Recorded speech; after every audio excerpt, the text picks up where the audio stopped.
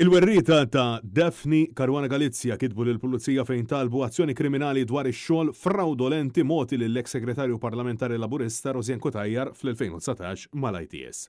L-avukat tal-familja Jason Azzoppar diressa ilment kriminali kemm mal-Kummissarju tal-Pulizija Angelo Gaffà kif ukoll mal-Uffiċċju tal-Avukat Ġenerali Viktorija Buttigieg. Fl-ilment, il-familja tgħid li l-Pulizija ilha mill-2020 bil-provi tar-reati f'idejha li jinkludu miżappropriazzjoni u ħasil ta' flus u ma ħadet ebda azzjoni kif kien fl-obbligu tagħha. Cutajar kienet ftaħret b'dan ix-xogħol fiċ-chats ma' Jorgen Fenek li huwa suspettat bil-qtil ta' Caruana Galizia lura f'Ottubru 2017 fejn saħansitra kienet qaltlu illi ma jimpurtaħiex għax kulħadd kienet jitħanżer.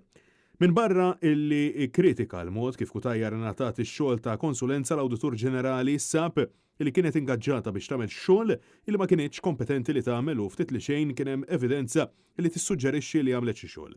Il-familja ta' Caruana Galizia talbet sabiex isir investigazzjoni dwar Rosien Cutajar, dwar il-kap eżekuttiv tal-ITS Pierre Fenek kif ukoll l-eks-Ministru tat-Turiżmu Konrad Mizzi u Chief of Staff tiegħu Kevin Borch.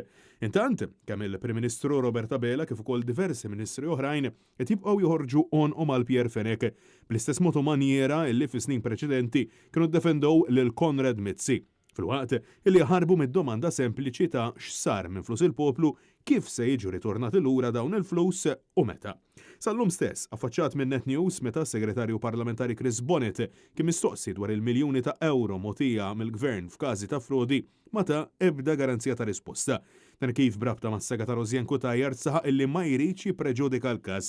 Set nara li ħajkun hemm anke ċertu każijiet investigazzjonijiet, naħseb ikun prematur li nitkellem jiena ħalli mhux imbagħad terġa' tiġi darba oħra Francesco u tgħid li issa tippreġudika l-każ b'dak li qed l-aħħar darba allura aħjar nibqgħu għaddejjin. Fil-waqt li brabta mal-miljuni ta' euro mogħtija lil Stewart Vitals iddeskrivih bħala ritornell.